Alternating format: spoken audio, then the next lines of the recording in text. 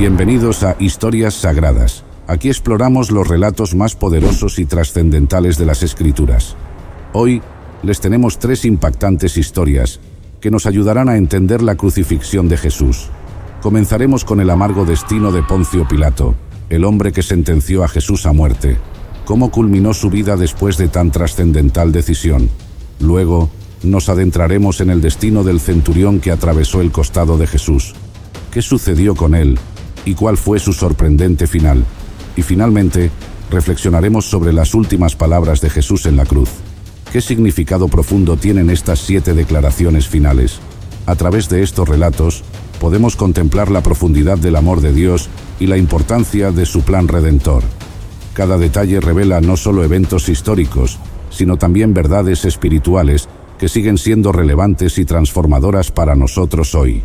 Prepárense para un viaje fascinante a través de estas historias bíblicas y descubran cómo estos relatos siguen impactando nuestras vidas, aún en nuestros días, desafiándonos a crecer en fe y comprensión.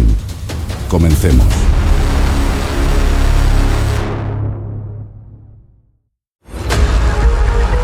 La historia de Poncio Pilato, el gobernador romano enredado en la crucifixión de Jesucristo, teje una narrativa que trasciende el significado religioso para convertirse en una indagación histórica y moral convincente. Desde las decisiones misteriosas que rodean a Barrabás y Cristo hasta la imagen inquietante de Pilato lavándose las manos, su historia se despliega en el contexto de una era tumultuosa, marcada por choques culturales, tensiones religiosas y el peso del poder político. En esta exploración, profundizamos en las decisiones de vida y el destino final de Poncio Pilato, con el objetivo de desentrañar el enigma que envuelve a esta figura clave en la historia bíblica. El nombre de Poncio Pilato aparece a menudo en los relatos de la crucifixión de Jesucristo en la Biblia. Fue el 5º gobernador de la provincia romana de Judea y sirvió bajo el emperador Tiberio desde el 26 de Cristo hasta el 36 de Cristo. Poncio Pilato jugó un papel crucial en los eventos bíblicos mencionados en el Nuevo Testamento. La decisión desconcertante de Poncio Pilato, en la que permitió a los judíos seleccionar la liberación de Barrabás, un criminal notorio en Judea, en lugar de Jesús, a quien sabía que estaba falsamente acusado, dejó una marca indeleble en su legado, envuelta en un misterio que sigue siendo difícil de desentrañar.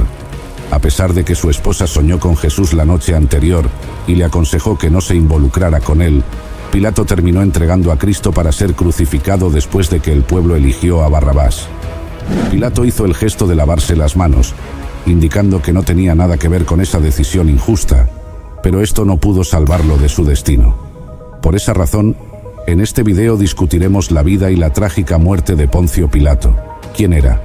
¿Cómo ascendió al poder? ¿Por qué se lavó las manos y permitió que Jesús fuera crucificado? ¿Y cuáles fueron las trágicas consecuencias de las decisiones equivocadas que tomó? Por favor, quédate conmigo hasta el final, ya que te sorprenderá el final de su historia. Pero primero, hazme un pequeño favor pulsando el botón de me gusta para apoyar el canal y también suscribiéndote. Esto te ayudará a no perderte ninguna actualización cuando subamos un nuevo video. Bienvenidos. Ahora, para comprender ampliamente a este hombre, veámoslo de esta manera. El Imperio Romano conquistó y ocupó la región de Judea en el 63 a.C., poniéndola bajo el dominio romano. Esta ocupación fue resentida por muchos judíos que se oponían a la dominación extranjera y anhelaban la independencia política. Los romanos y los judíos tenían prácticas culturales y religiosas distintas. Los romanos eran politeístas, adorando un panteón de dioses, mientras que los judíos eran monoteístas, creyendo en un solo Dios. Esta división cultural y religiosa llevó a choques de creencias y prácticas. El Imperio Romano impuso fuertes impuestos a sus provincias, incluyendo Judea, para financiar sus vastos gastos militares y administrativos. La carga de la tributación, junto con otros tributos, fue una fuente de descontento entre la población judía. Los gobernadores y prefectos romanos, como Poncio Pilato, fueron nombrados para supervisar las provincias. Su autoridad incluía mantener el orden, recaudar impuestos y asegurar la lealtad al Imperio Romano. La manera en que estos funcionarios ejercían su poder a veces provocaba conflictos con la población local. Los romanos a veces mostraban insensibilidad cultural hacia las prácticas religiosas judías. Por ejemplo, los intentos de instalar emblemas o estatuas romanas en Jerusalén, que contradecían las creencias religiosas judías contra las imágenes esculpidas, provocaron indignación y protestas. Hubo levantamientos esporádicos y movimientos de resistencia entre la población judía contra el dominio romano.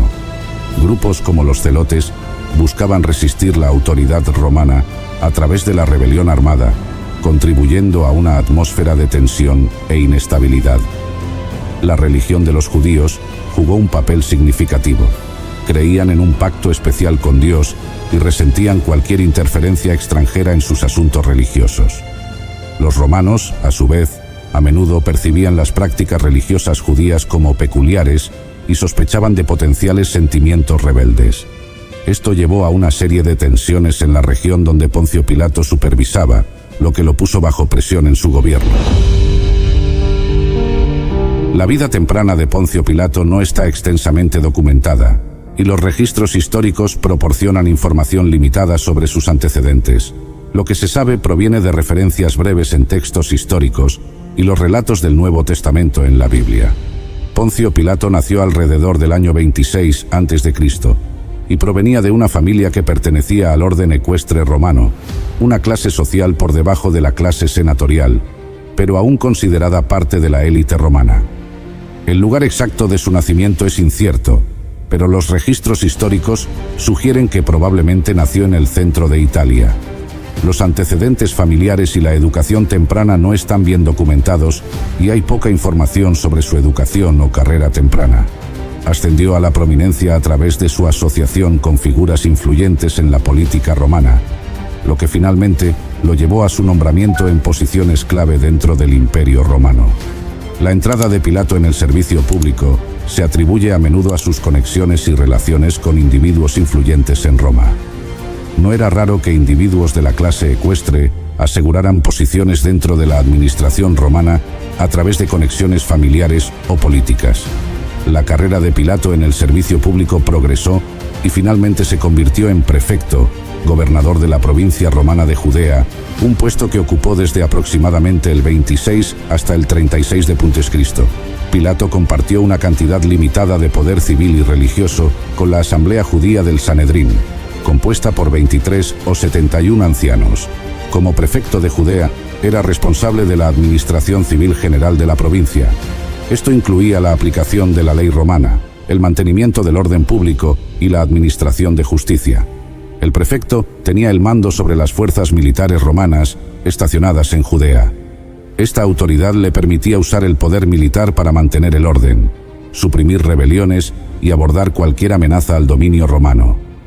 Pilato supervisaba la recaudación de impuestos y tributos de la población de Judea, un aspecto crucial del gobierno romano, ya que los ingresos generados de las provincias ayudaban a sostener el vasto imperio romano. Pilato sirvió como la máxima autoridad judicial en Judea, con el poder de presidir juicios, emitir juicios y administrar castigos. Sus decisiones debían alinearse con la ley romana y tenía el poder de imponer la pena capital, aunque en el caso de Jesús no quería hacerlo. En el Evangelio de Lucas podemos leer los altibajos en el juicio de Jesús, donde Pilato intentó pasar la responsabilidad a Herodes, un príncipe de Judea que había sido responsable de ordenar la decapitación del profeta Juan el Bautista 3 años antes. Cuando Herodes devolvió la responsabilidad a Pilato, éste la entregó al pueblo judío. En el Evangelio de Juan podemos ver una postura más arrogante de Pilato, quien cuestiona a Jesús cuando éste afirma ser rey y se burla del Mesías cuando dice que vino al mundo para testificar de la verdad. Ahora, volviendo a la historia, los líderes religiosos judíos presionaron a Pilato para condenar a Jesús, diciendo que representaba una amenaza para el orden público y el poder romano. Sin embargo, el verdadero temor de esos hombres era que Cristo fomentara una revuelta entre los judíos. En el libro de Juan, la Biblia dice que Pilato interrogó a Cristo, quien afirmó que su reino no era de este mundo y que había venido a proclamar la verdad. Al escuchar eso, Poncio Pilato consideró a Jesús inocente de los cargos de rebelión contra Roma y César. A pesar de no encontrar culpa en ese hombre, Pilato carecía de la valentía para mantenerse firme contra los judíos que querían crucificar a Jesús. La situación entre judíos y romanos era tensa en ese momento. Pilato prefirió complacer a esas personas en lugar de ir en contra de lo que creía que era correcto. Como parte de una tradición durante la Pascua, ofreció liberar a un prisionero. Pilato propuso liberar a Jesús, pero la multitud pidió la liberación de Barrabás, un criminal condenado, en lugar de Cristo.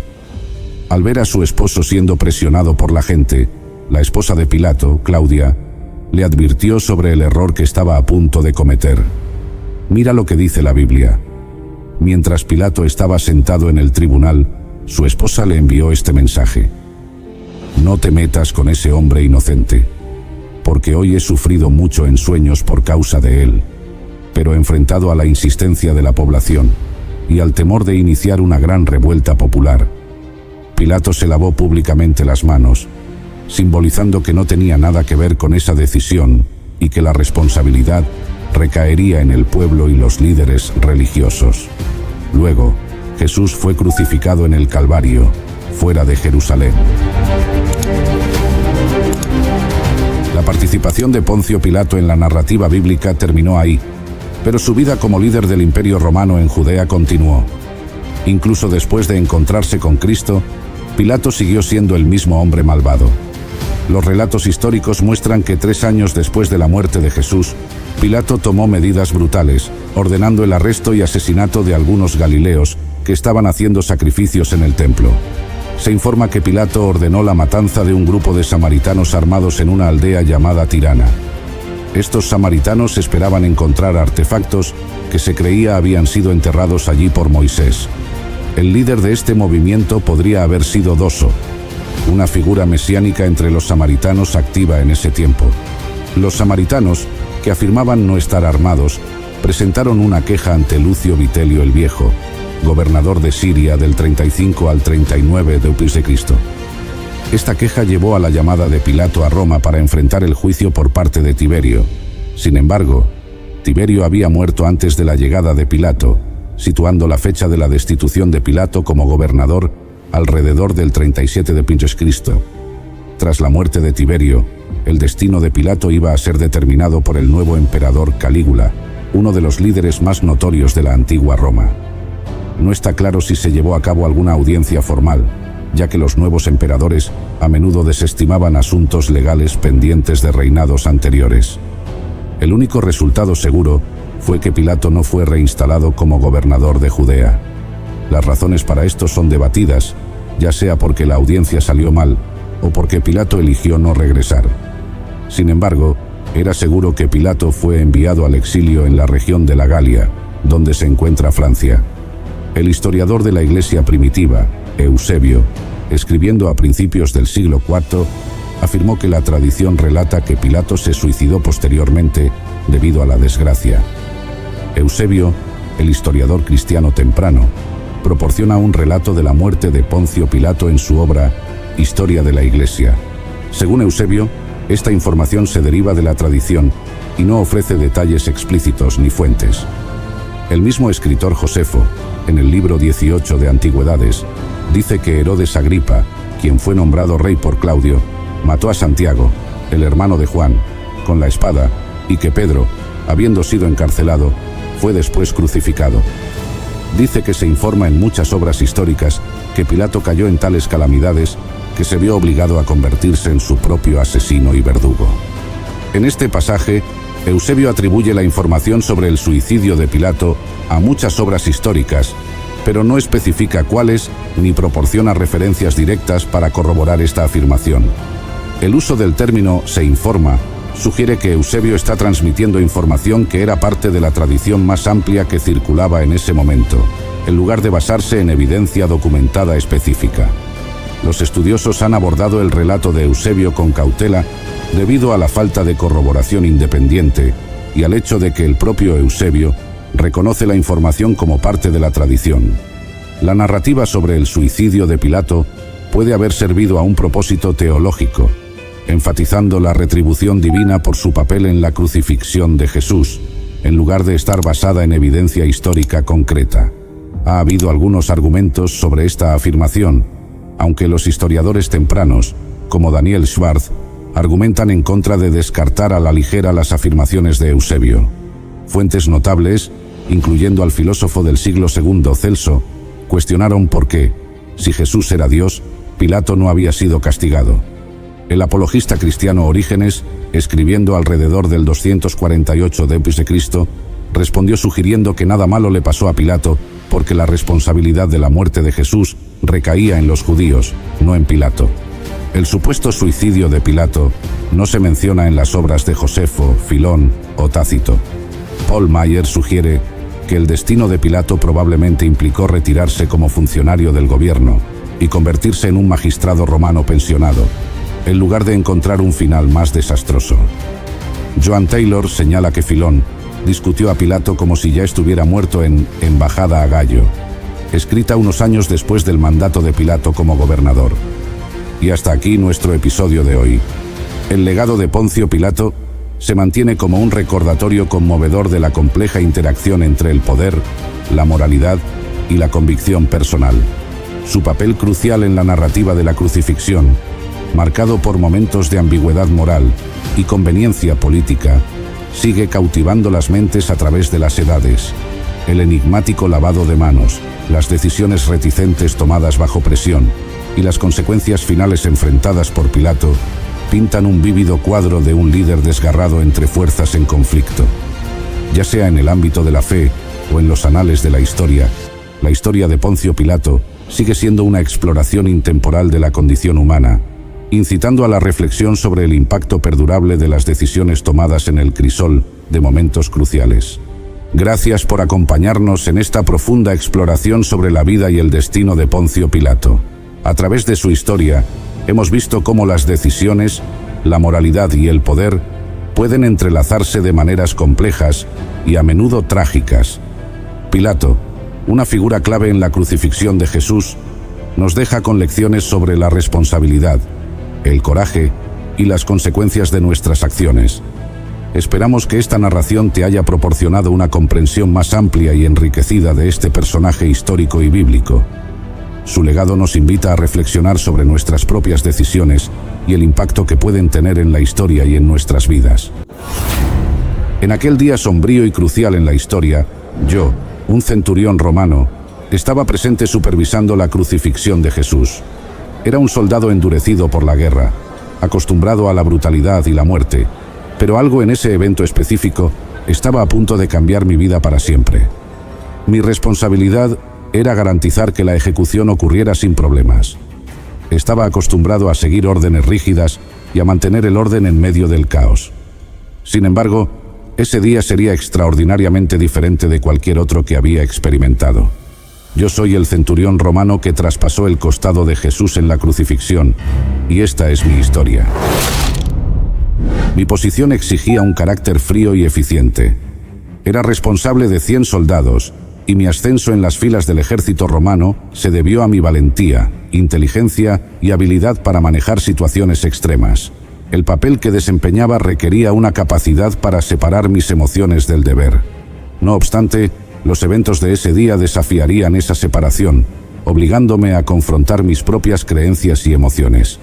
Mientras observaba a Jesús ser llevado a la crucifixión, no podía ignorar la dignidad con la que enfrentaba su muerte inminente. Estaba acostumbrado a ver a hombres suplicar por sus vidas, maldecir a sus verdugos o sucumbir a la desesperación. Sin embargo, Jesús mantenía una calma impresionante incluso mientras era torturado y ridiculizado. Esa serenidad comenzó a sembrar una semilla de duda y curiosidad en mi corazón. La multitud que asistía a la crucifixión estaba en frenesí, instigada por los líderes religiosos que querían ver a Jesús muerto. Para mí, eso era solo otro día de trabajo, otra ejecución para mantener la paz romana. La tarea de supervisar crucifixiones era para mí una rutina sombría, pero necesaria para mantener el orden y la autoridad del Imperio Romano. La crucifixión de Jesús, no obstante, comenzó a destacar de todas las demás que había presenciado. Durante el juicio, el sumo sacerdote desafió a Jesús a declararse el Hijo de Dios. Jesús, con firmeza, confirmó, causando un impacto profundo en mí que presenciaba todo: Tú lo has dicho, respondió Jesús.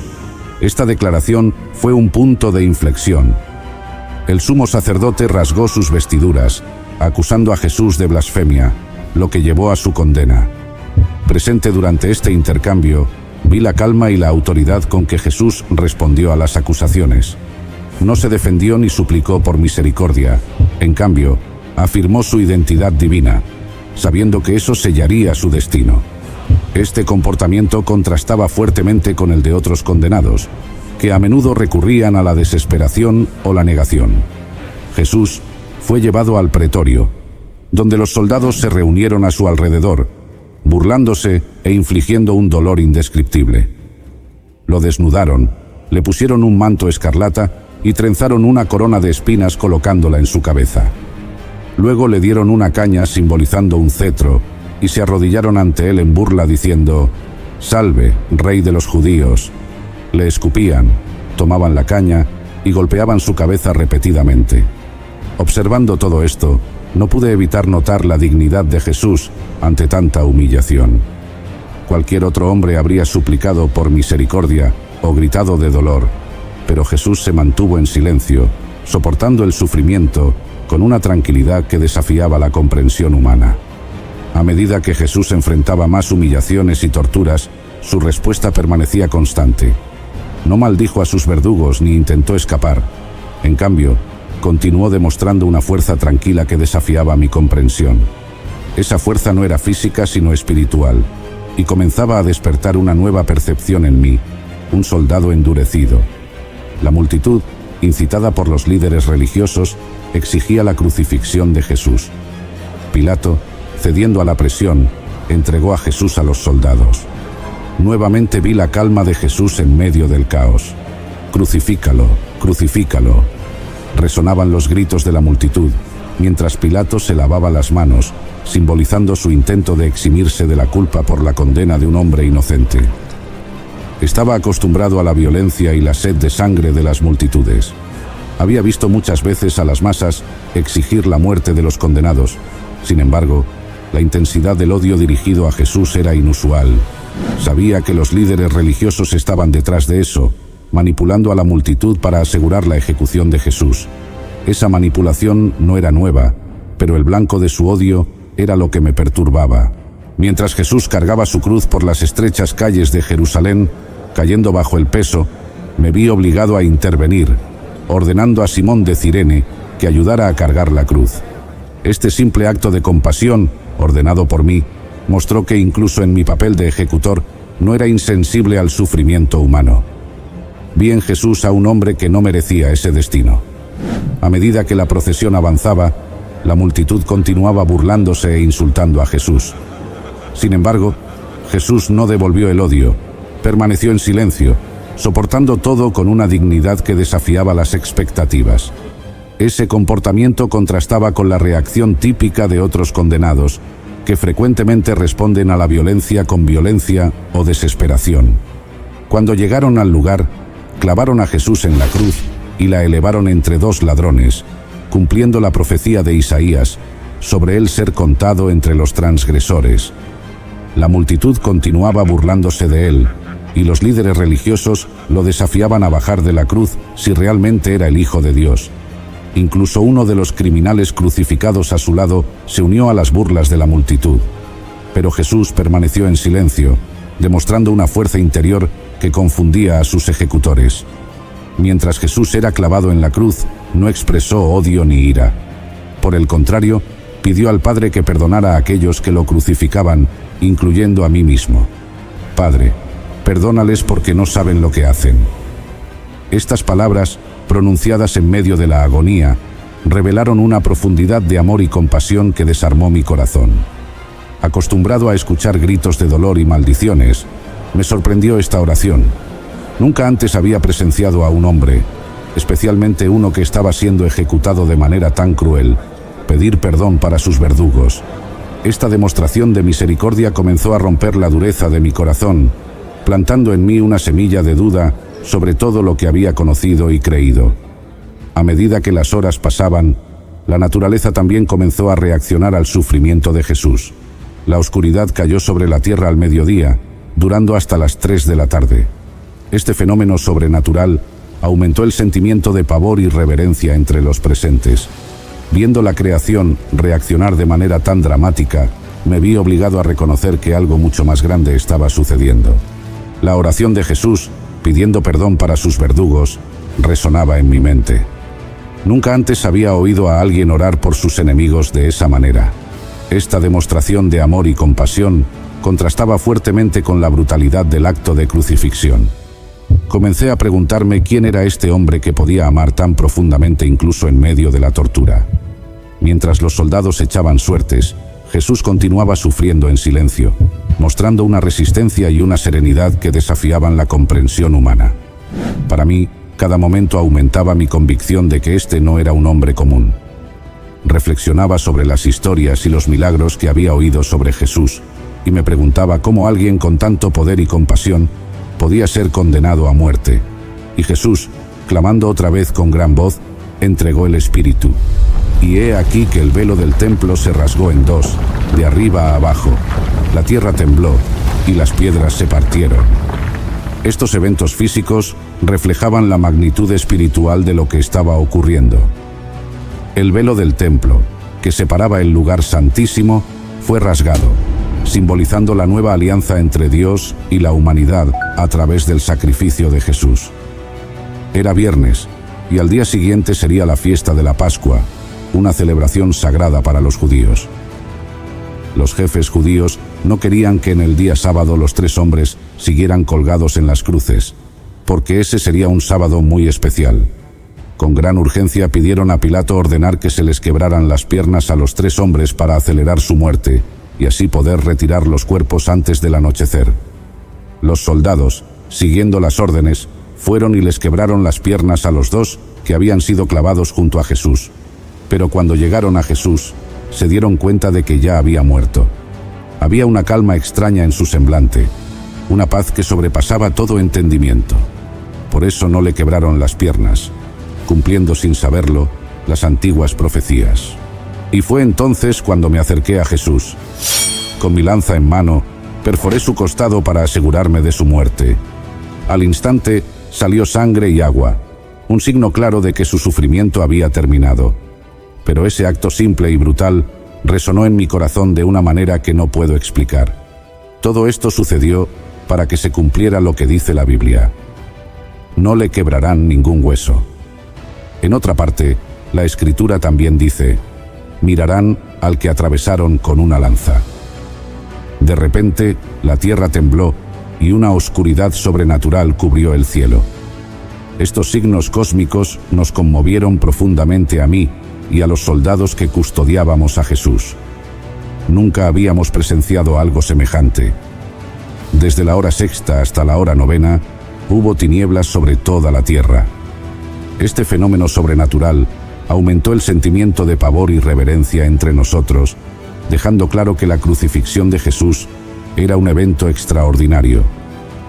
Viendo la creación reaccionar de manera tan dramática, me vi obligado a reconocer que estaba ante un momento único en la historia. La tierra tembló y las rocas se partieron, mostrando que la naturaleza estaba de luto por la muerte del Hijo de Dios. Para entonces, mis hombres y yo estábamos llenos de miedo. Estábamos acostumbrados a lidiar con el peligro y la muerte, pero esta experiencia era diferente. No solo estábamos presenciando una ejecución, estábamos siendo testigos de una manifestación del poder divino. Al ver el terremoto y las cosas que habían sucedido, mis compañeros y yo, llenos de miedo y asombro, dijimos: en verdad, este era el Hijo de Dios. Era una confesión que nacía del alma, un reconocimiento de la divinidad de aquel hombre que habíamos crucificado. Muchas mujeres, que desde Galilea habían seguido a Jesús para servirlo, estaban allí mirando de lejos. Entre ellas estaban María Magdalena, María la madre de Jacobo y de José, y la madre de los hijos de Zebedeo. Ellas observaban con el corazón lleno de dolor, pero su presencia silenciosa y fiel daba testimonio del amor y la dedicación que Jesús había inspirado en sus seguidores. Yo fui testigo de todo esto, y sé que es cierto. Vi con mis propios ojos la serenidad de Jesús, sentí en mi corazón la verdad de sus palabras, y presencié los signos divinos que acompañaron su muerte. Cuento la verdad para que ustedes crean. Yo, un centurión romano, fui testigo de la crucifixión de Jesús. No murió por las rocas. Sin embargo, las rocas fueron más tiernas que nuestros corazones, por quienes Él derramó su sangre. Vi todo lo que sucedió ese día y al final no pude evitar declarar: verdaderamente, este era el Hijo de Dios. Esta confesión no fue solo por las señales externas como la oscuridad y el terremoto, sino también por lo que observé en Jesús durante todo el proceso de tortura y crucifixión. Yo, un hombre acostumbrado a la brutalidad de la guerra y la muerte, fui profundamente conmovido por lo que vi y oí ese día. Vi la dignidad, la compasión y el amor de Jesús, incluso en medio de la agonía. Esto contrastaba fuertemente con la brutalidad y la crueldad que yo estaba acostumbrado a ver en otras ejecuciones. Mi proclamación fue un acto de valentía y fe. Estaba rodeado por soldados y líderes religiosos que habían condenado a Jesús a muerte, pero aún así, declaré mi creencia en su divinidad. Ese fue un hito en mi vida, un momento de transformación que me llevó a reconocer la verdad sobre quién era Jesús. Mi declaración también fue un testimonio para aquellos que estaban presentes. La confesión de un soldado romano endurecido por la batalla dio credibilidad a la divinidad de Jesús. La muerte de Jesús comenzó a tener un impacto inmediato, tocando mi corazón, que estaba allí para supervisar su ejecución. Comencé el día como un ejecutor, pero lo terminé como un creyente. A medida que las horas pasaban, reflexioné sobre los acontecimientos. Pensé en el significado de las palabras de Jesús y en el impacto de los eventos que presencié.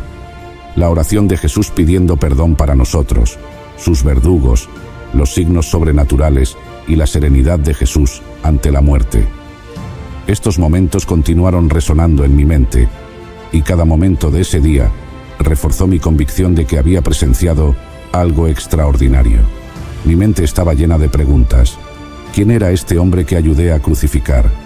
¿Cómo podía alguien soportar tanto dolor y humillación con tanta dignidad? ¿Por qué la naturaleza respondió tan dramáticamente a su muerte?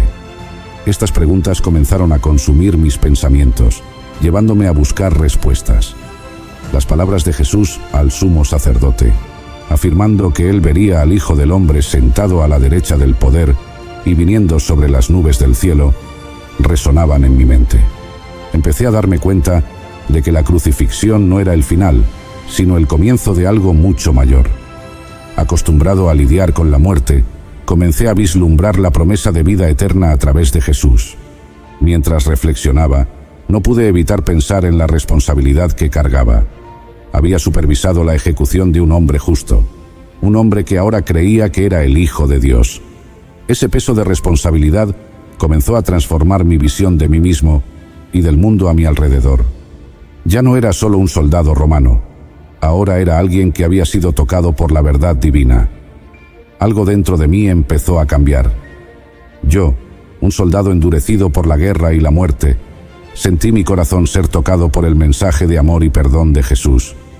La brutalidad que había presenciado y participado a lo largo de mi carrera ahora parecía vacía y sin sentido ante la compasión y la misericordia que Jesús demostró en la cruz. Comencé a sentir una nueva conciencia espiritual despertando dentro de mí. Había visto a muchos hombres morir, pero la muerte de Jesús era diferente. Había una santidad y una paz en la forma en que Jesús enfrentó su ejecución que era imposible de ignorar. Esta experiencia empezó a romper la dureza de mi corazón, llevándome a reconsiderar mis creencias y valores. Mi transformación interior no fue inmediata, sino gradual.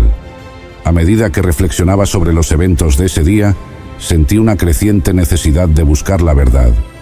Empecé a preguntarme sobre el significado de la vida y la muerte, y sobre el propósito de mi propia existencia. Esta búsqueda espiritual me llevó a un viaje de descubrimiento y autoconocimiento. Antes era conocido por mi eficiencia y frialdad, pero ahora empecé a demostrar señales de compasión y humildad. Comencé a tratar a mis subordinados y prisioneros con más humanidad, reflejando la influencia de Jesús en mi vida. Mi transformación interior fue un testimonio del poder de la cruz para cambiar corazones y mentes, llevándome a una nueva comprensión de amor y justicia. El impacto de ese día no se limitó solo a mí. Otros soldados y espectadores también fueron profundamente afectados por lo que vieron y oyeron. La crucifixión de Jesús dejó una marca indeleble en todos los presentes, llevando a muchos a cuestionar sus creencias y a buscar la verdad. La muerte de Jesús comenzó a esparcir semillas de fe que germinarían en las semanas y meses siguientes. Entre los presentes estaban las mujeres que acompañaron a Jesús desde Galilea, incluyendo a María Magdalena, María madre de Santiago y José, y la madre de los hijos de Zebedeo. Ellas observaron todo desde lejos, pero su amor y devoción a Jesús eran innegables. Estas mujeres serían las primeras en presenciar la resurrección de Jesús, y su testimonio sería crucial para esparcir la buena nueva. La crucifixión también tuvo un impacto significativo sobre José de Arimatea y Nicodemo, ambos miembros del Sanedrín que secretamente creían en Jesús. Arriesgaron sus reputaciones y posiblemente sus vidas para pedir el cuerpo de Jesús a Pilato y enterrarlo con dignidad. Este acto de valentía y fe demostró que la muerte de Jesús estaba comenzando a transformar corazones, incluso entre los líderes religiosos. Yo, el centurión que comenzó el día como un ejecutor, lo terminé como un creyente. Mi declaración de fe fue un hito en la historia de la salvación, mostrando que incluso los más endurecidos pueden ser tocados por la gracia divina. Mi transformación sirvió como un poderoso testimonio del poder redentor de la cruz, inspirando a otros a buscar la verdad y a abrazar la fe en Jesús. María Magdalena, una seguidora devota de Jesús, también estaba presente. Su testimonio sobre la resurrección de Jesús añadió más credibilidad a mi experiencia. Ella fue la primera en ver a Jesús resucitado, y su historia inspiró a muchos a creer en el poder de la resurrección. María Magdalena fue y anunció a los discípulos: «He visto al Señor», y les contó lo que Él le había dicho. María Magdalena era una mujer que había sido liberada de 7 demonios por Jesús. Su gratitud y amor por Él eran profundos, y lo siguió fielmente, apoyando su ministerio. Cuando Jesús fue crucificado, ella permaneció al pie de la cruz, presenciando su sufrimiento y muerte. Su presencia constante al lado de Jesús, durante sus momentos más difíciles, mostró su devoción inquebrantable. La resurrección de Jesús fue un momento de gran alegría y transformación para María Magdalena. Corrió para contar a los discípulos que estaban escondidos por miedo a los líderes judíos. Su mensaje trajo esperanza y renovó la fe de aquellos que estaban desanimados. La experiencia de María Magdalena como testigo ocular de la resurrección fue un poderoso testimonio que ayudó a esparcir la buena nueva. Al escuchar el testimonio de María Magdalena y de otros seguidores de Jesús, mi fe se fortaleció aún más. La resurrección de Jesús confirmó todo lo que había presenciado durante la crucifixión. Vi que la muerte no tenía la última palabra y que la vida eterna era una realidad prometida por Jesús. Este entendimiento profundo me llevó a compartir mi propia experiencia y fe con otros. Después de la resurrección de Jesús, comencé a compartir mi experiencia con otros. Conté cómo había presenciado los eventos extraordinarios en la crucifixión, incluyendo los signos sobrenaturales y la compasión de Jesús. Mi historia conmovió muchos corazones y llevó a muchos a la fe en Cristo. Me convertí en uno de los primeros en reconocer públicamente la divinidad de Jesús, mostrando que el mensaje de Jesús era para todos, judíos y gentiles. La crucifixión y la resurrección de Jesús tuvieron un impacto profundo y duradero. Mi historia, de comenzar el día como un ejecutor y terminarlo como un creyente, es un poderoso testimonio del poder transformador de la cruz. El mensaje de Jesús continúa tocando corazones y cambiando vidas, tal como lo hizo hace más de 2000 años. Que todos podamos ser inspirados por la fe y el amor de Jesús, siguiendo su ejemplo de compasión y misericordia. Hola queridos hermanos y hermanas, bienvenidos a nuestro canal Historias Sagradas. Hoy nos sumergiremos en un tema de gran profundidad y significado: las últimas 7 palabras que Jesús pronunció en la cruz. Estas palabras no solo marcaron el cumplimiento de muchas profecías, sino que también contienen poderosas enseñanzas para nuestras vidas. Jesús nos dejó estas 7 frases en la cruz. Cada una de ellas está llena de sabiduría y amor. Les aseguro que al conocer y reflexionar sobre estas palabras, encontrarán un tesoro espiritual invaluable. Por eso en este video, quiero profundizar en cada una de estas palabras o frases. Les invito a quedarse hasta el final, pues estoy seguro de que aprenderán mucho y recibirán gran bendición. Para aquellos que nos visitan por primera vez, en nuestro canal Historias Sagradas, este es un canal donde exploramos las enseñanzas de la Biblia y respondemos a tus preguntas sobre Dios y la fe cristiana. Si aún no lo has hecho, te invito a suscribirte y a activar la campana de notificaciones para que no te pierdas ninguno de nuestros videos. Sin más preámbulos, vamos a comenzar con la primera de las 7 palabras de Jesús en la cruz. Prepárense para adentrarse en aguas profundas y descubrir las poderosas enseñanzas de nuestro Señor y Salvador. La primera palabra que Jesús pronunció en la cruz se encuentra en el Evangelio de Lucas 23:34 y dice: Padre, perdónalos porque no saben lo que hacen. Imaginemos por un momento la escena en el Gólgota, el Salvador del mundo colgado en una cruz, sufriendo un dolor indescriptible, rodeado de soldados que lo han golpeado, escupido y burlado. En medio de esta agonía, en lugar de clamar por justicia o expresar su dolor, Jesús eleva una oración al Padre, intercediendo por sus verdugos. Esta palabra es un testimonio supremo del amor y la misericordia de Dios. Jesús, en su humanidad, experimenta el dolor y el sufrimiento más extremos, y sin embargo, su corazón está lleno de compasión. Al decir, Padre, perdónalos, no solo está pidiendo perdón para los soldados romanos que lo crucificaron, sino para todos aquellos que participaron en su condena y ejecución, incluyendo a los líderes religiosos y al pueblo que pidió su muerte.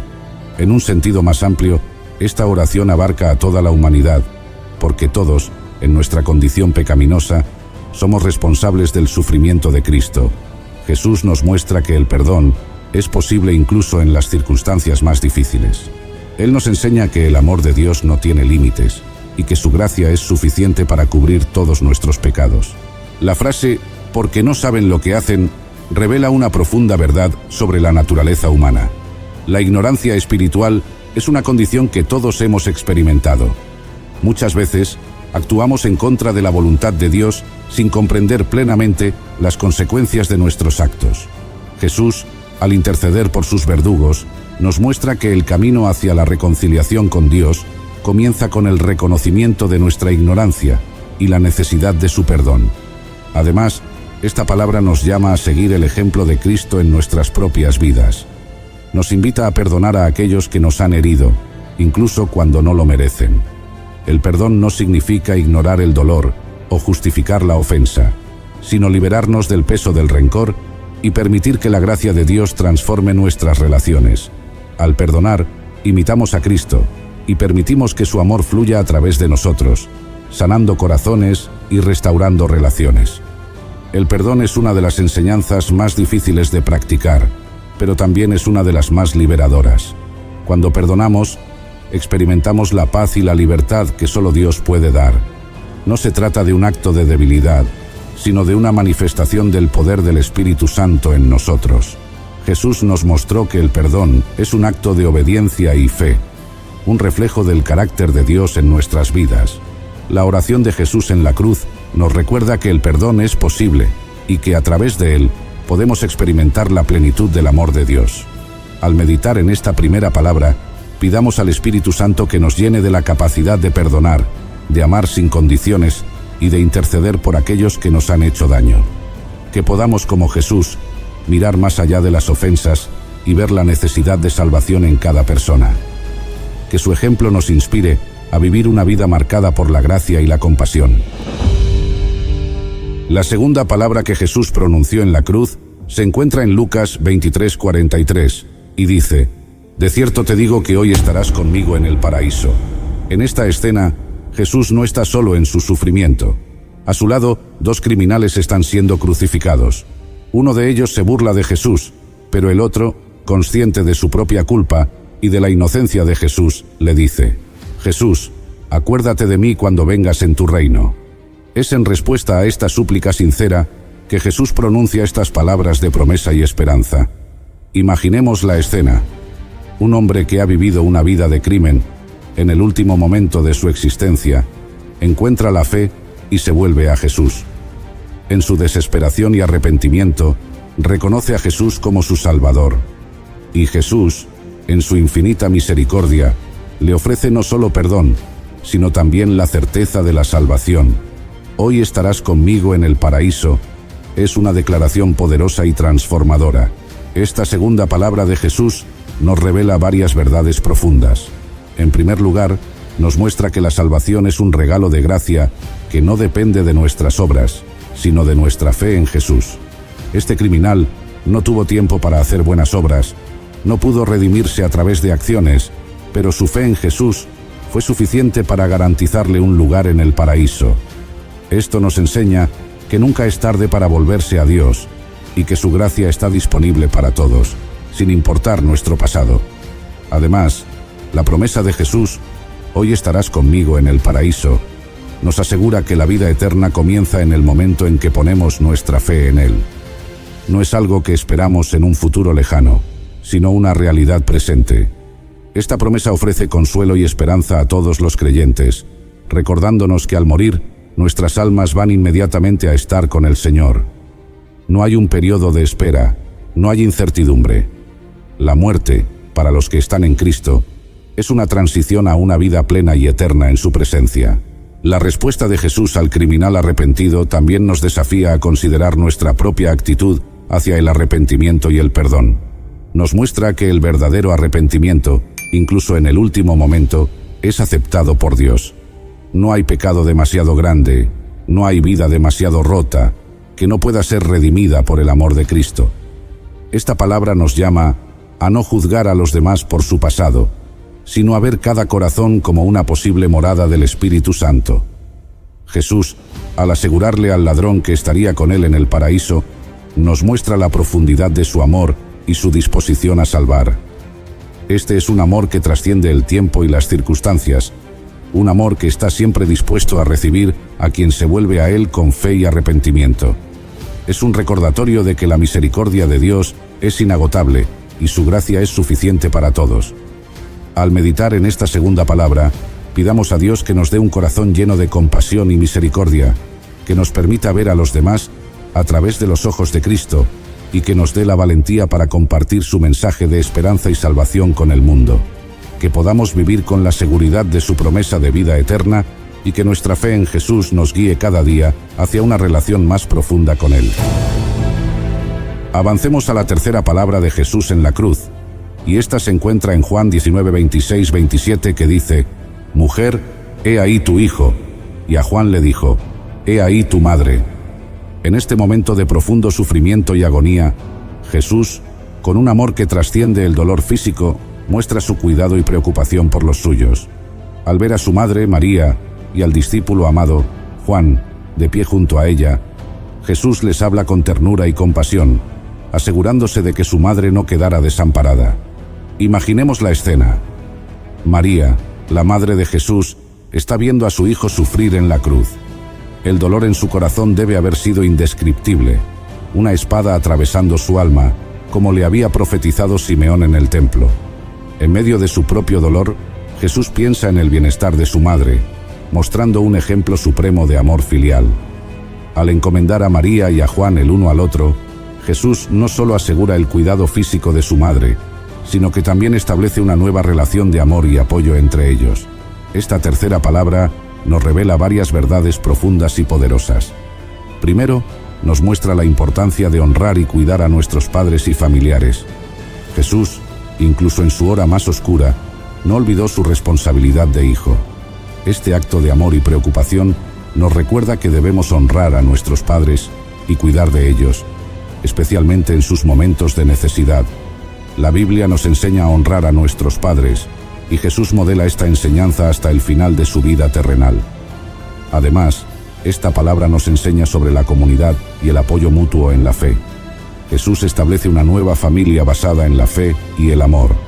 Al encomendar a Juan que cuidara de María, Jesús nos muestra que somos llamados a cuidar y apoyar a los miembros de nuestra comunidad de fe.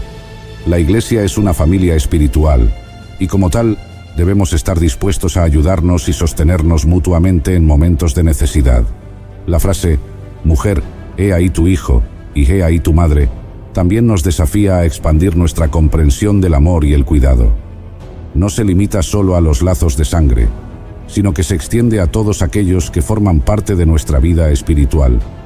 Nos llama a ser sensibles a las necesidades de los demás y a responder con amor y compasión, siguiendo el ejemplo de Jesús. Este acto de Jesús en la cruz también nos recuerda que en medio de nuestro propio sufrimiento, aún podemos mostrar amor y compasión hacia los demás.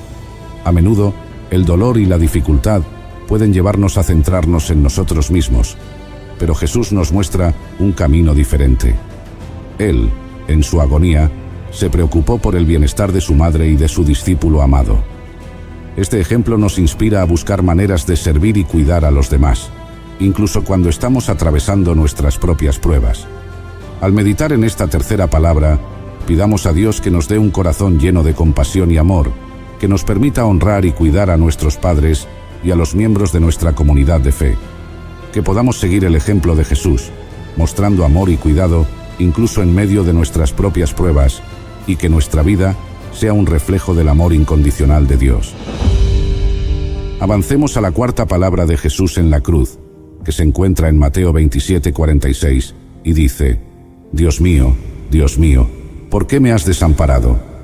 En este momento de profundo sufrimiento, Jesús cita las palabras del Salmo 22, un salmo de lamento que comienza con una expresión de angustia y desolación, pero que también contiene una profunda esperanza en la liberación de Dios. Estas palabras de Jesús reflejan el abismo de dolor y separación que él experimentó al cargar con el pecado del mundo. Imaginemos la escena: Jesús, colgado en la cruz, llevando sobre sus hombros el peso de todos los pecados de la humanidad. La luz del día se oscurece y el Hijo de Dios se encuentra en una profunda soledad.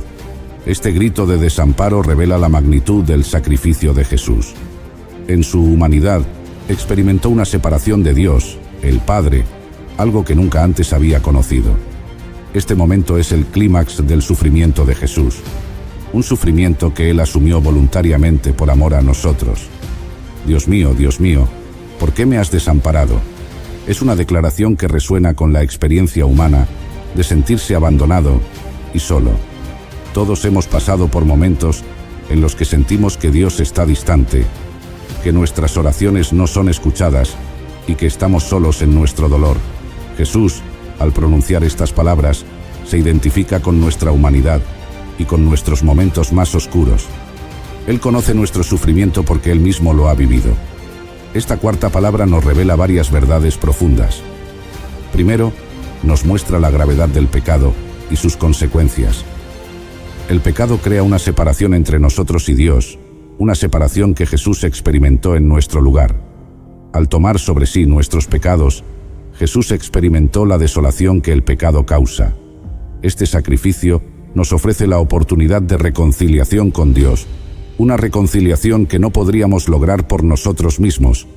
Además, esta palabra nos enseña sobre la fidelidad de Dios incluso en medio del desamparo. Aunque Jesús se sintió desamparado, su grito fue una oración dirigida a Dios. Incluso en su angustia, Jesús no dejó de confiar en el Padre. Esto nos enseña que, en nuestros momentos de mayor desesperación, podemos clamar a Dios, confiando en que Él está presente y escucha nuestras oraciones. Aunque no siempre entendamos sus caminos, podemos tener la certeza de que Dios está con nosotros. Al meditar en esta cuarta palabra, pidamos a Dios que nos fortalezca en nuestros momentos de desamparo, que nos dé la fe para clamar a Él y la esperanza para esperar en su liberación, que podamos encontrar consuelo en la certeza de que Jesús ha llevado nuestro sufrimiento y que a través de su sacrificio tenemos acceso a la presencia y al amor de Dios. Ahora, avancemos. La quinta palabra que Jesús pronunció en la cruz se encuentra en Juan 19:28 y dice: tengo sed. Estas palabras breves, pero cargadas de significado, nos revelan tanto la humanidad de Jesús como el cumplimiento de las Escrituras. Jesús, en su sufrimiento físico extremo, expresa una necesidad básica y universal: la sed. Pero esta declaración va más allá del mero deseo de agua. En ella se entrelazan la profecía, el sacrificio y la misión redentora de Cristo. Imaginemos la escena. Jesús, después de horas de tortura y crucifixión, está deshidratado y débil. Su cuerpo está al borde del colapso, y en medio de este sufrimiento, Él dice: «Tengo sed». Esta frase cumple la profecía del Salmo 22:15 que dice: «Como un tiesto se secó mi vigor, y mi lengua se pegó a mi paladar». También nos recuerda el Salmo 69:21: «En mi sed me dieron a beber vinagre». Al pronunciar estas palabras, Jesús está mostrando que todas las Escrituras se cumplen en Él, incluso en los detalles más pequeños de su sufrimiento. «Tengo sed» también nos revela la plena humanidad de Jesús. Aunque Él es el Hijo de Dios, en la cruz experimentó el sufrimiento humano en toda su magnitud. Esta declaración nos recuerda que Jesús no fue inmune al dolor y a las necesidades físicas. Él se hizo hombre y compartió nuestras debilidades para poder ser nuestro perfecto Salvador. En su sed, Jesús se identifica con todas las personas que sufren y tienen necesidades. Nos muestra que Dios entiende nuestras luchas y está con nosotros en nuestros momentos de necesidad. Pero la sed de Jesús también tiene un significado espiritual profundo. Durante su ministerio, Jesús habló de sí mismo como el agua viva que sacia la sed espiritual de la humanidad. En Juan 4:14, Jesús dice: «Pero el que beba del agua que yo le daré, no tendrá sed jamás». En la cruz, Jesús, el que da el agua de vida, experimenta la sed. Esto simboliza la carga de todos los pecados y el vacío espiritual que Él llevó en nuestro lugar. Su sed en la cruz es una señal de su sacrificio para que nosotros nunca más tengamos que experimentar la sed espiritual. Esta palabra también nos invita a reflexionar sobre nuestra propia sed espiritual. Todos tenemos una sed interior, un anhelo profundo de significado, propósito y conexión con Dios. Jesús, en la cruz, satisface esa sed ofreciendo su vida por nosotros. Al reconocer nuestra propia sed y venir a Jesús, podemos encontrar la plenitud y la satisfacción que solo Él puede ofrecer. Él es el agua viva que sacia nuestras almas y nos da vida eterna. Al meditar en esta quinta palabra, pidamos a Dios que nos llene de su agua viva, que sacie nuestra sed espiritual y que nos ayude a reconocer y responder a las necesidades de los demás. Que podamos ser instrumentos de su amor y gracia, llevando alivio y esperanza a aquellos que están sedientos y necesitados. Que nuestra vida refleje la compasión de Jesús, quien en su sufrimiento pensó en nosotros y se ofreció como el agua de vida eterna. Continuemos con la sexta palabra de Jesús en la cruz que se encuentra en Juan 19:30 y dice: «Consumado es». Esta frase, corta pero poderosa, marca la culminación de la misión redentora de Jesús. En estas palabras, Jesús declara que su obra en la tierra ha sido completada. El propósito por el cual vino, la reconciliación de la humanidad con Dios, se ha cumplido. Consumado es, no es una expresión de derrota, sino un grito de victoria, una proclamación de que el plan de salvación ha sido llevado a cabo perfectamente. Imaginemos la escena. Jesús, después de horas de indescriptible sufrimiento, en el clímax de su dolor, reúne las fuerzas restantes para pronunciar estas palabras: «Consumado es». En el idioma original griego, esta frase es tetelestai, un término que se usaba en varios contextos. Se utilizaba cuando un trabajador completaba una tarea asignada, cuando una deuda era completamente pagada o cuando un sacrificio era ofrecido en cumplimiento de la ley. Para nosotros, encapsula todo lo que Jesús vino a hacer. Consumado es, significa que Jesús cumplió todas las profecías y requisitos de la ley. Desde el momento de su nacimiento hasta su muerte, cada paso de Jesús fue un cumplimiento perfecto del plan de Dios. Todo lo que se había predicho sobre el Mesías se realizó en él. La justicia de Dios fue satisfecha, el precio del pecado fue pagado en su totalidad y la puerta de la salvación fue abierta para todos. Jesús, el Cordero de Dios, ofreció su vida como el sacrificio perfecto y suficiente por los pecados del mundo. Además, consumado es, significa que la obra de redención está completa. No hay nada que podamos agregar a lo que Jesús hizo en la cruz. Su sacrificio es suficiente para cubrir todos nuestros pecados, pasados, presentes y futuros. Esto nos libera de la carga de intentar ganarnos el favor de Dios a través de nuestras obras. La salvación es un regalo gratuito de Dios, ofrecido a todos los que creen en Jesús y lo aceptan como su Salvador.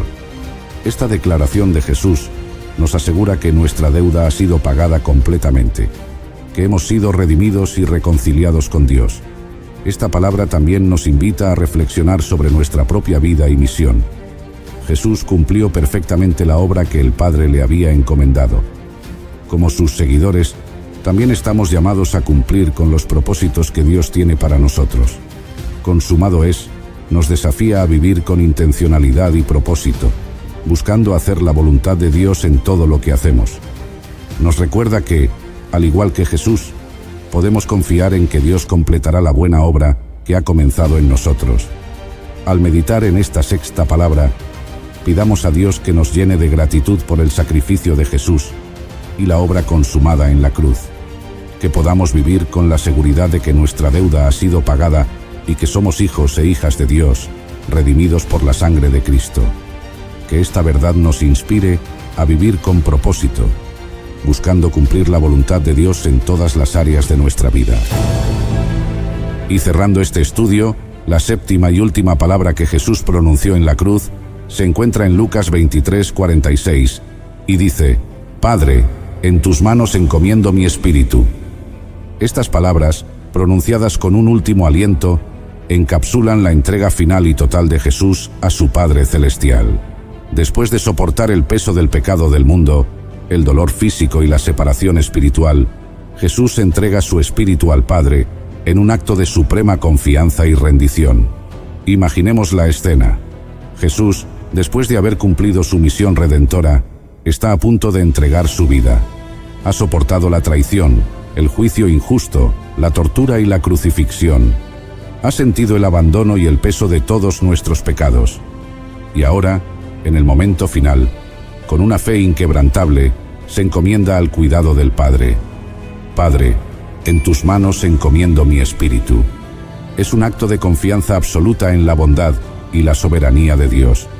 Estas palabras nos revelan varias verdades profundas. Primero, nos muestran la íntima relación entre Jesús y el Padre.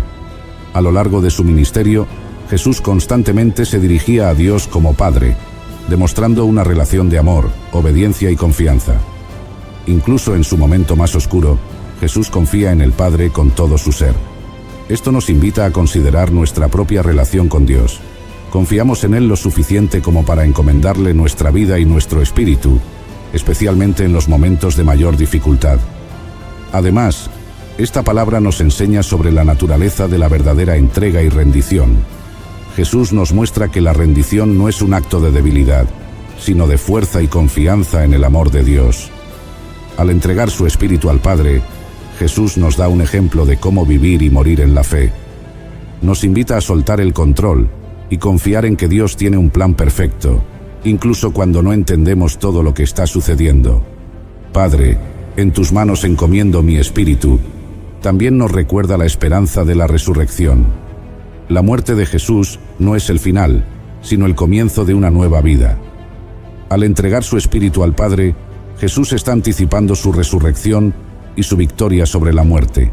Esto nos da esperanza de que, en Cristo, tenemos vida eterna. Podemos enfrentar la muerte con la certeza de que, como Jesús, seremos resucitados y viviremos para siempre en la presencia de Dios. Al meditar en esta séptima palabra, pidamos a Dios que nos dé la fe y la confianza para encomendar nuestras vidas a Él. Que podamos seguir el ejemplo de Jesús, viviendo con una rendición total y una confianza absoluta en el amor del Padre. Que esta verdad nos llene de paz, esperanza y fortaleza, sabiendo que en las manos de Dios estamos seguros. Queridos hermanos y hermanas, que estas 7 palabras nos inspiren a vivir cada día con gratitud y propósito, reflejando el amor y la gracia de nuestro Salvador. Hemos llegado al final de este recorrido juntos. Cada palabra nos ha revelado la profundidad del amor de Cristo, su sacrificio perfecto y su inquebrantable fe en el Padre. Desde el perdón y la compasión hasta la entrega total y la confianza en la soberanía de Dios, estas palabras nos han desafiado, inspirado y consolado. Nos han recordado que, a través de su sacrificio, Jesús ha abierto para nosotros el camino de la reconciliación, la redención y la vida eterna. Al reflexionar sobre estas palabras, somos llamados a seguir el ejemplo de Jesús en nuestras propias vidas. a perdonar como Él perdonó, a confiar en el Padre como Él confió, a vivir con compasión y amor hacia los demás. Recordemos que la obra de Jesús en la cruz no solo fue un acto de redención, sino también un modelo de vida que estamos llamados a seguir. Que su ejemplo nos inspire a vivir con propósito, gratitud y una fe inquebrantable. Ahora, quiero hacer un llamado especial a todos ustedes que nos acompañan en este viaje espiritual. Si este mensaje ha tocado tu corazón, te invito a que te suscribas a nuestro canal Historias Sagradas. Al hacerlo, no solo estarás apoyando nuestra misión de compartir la palabra de Dios, sino que también te asegurarás de no perderte ninguno de nuestros futuros videos llenos de enseñanzas y reflexiones bíblicas. Si te ha gustado este video y has encontrado valor en estas reflexiones, por favor, dale me gusta y compártelo con tus amigos, familiares y seres queridos. Juntos, podemos expandir el alcance de este mensaje de esperanza y amor, llevando las enseñanzas de Jesús a más corazones necesitados. También te animo a dejar tus comentarios abajo. Me encantaría saber qué palabra de Jesús en la cruz te impactó más y cómo planeas aplicar estas enseñanzas en tu vida diaria. Tu participación no solo enriquece nuestra comunidad, sino que también puede inspirar a otros. Gracias por acompañarnos en este viaje espiritual. Que el Señor te bendiga abundantemente, te llene de su paz y te guíe siempre en su amor. Nos vemos en el próximo video. Hasta entonces, que la gracia y la paz de nuestro Señor Jesucristo estén contigo. Bendiciones.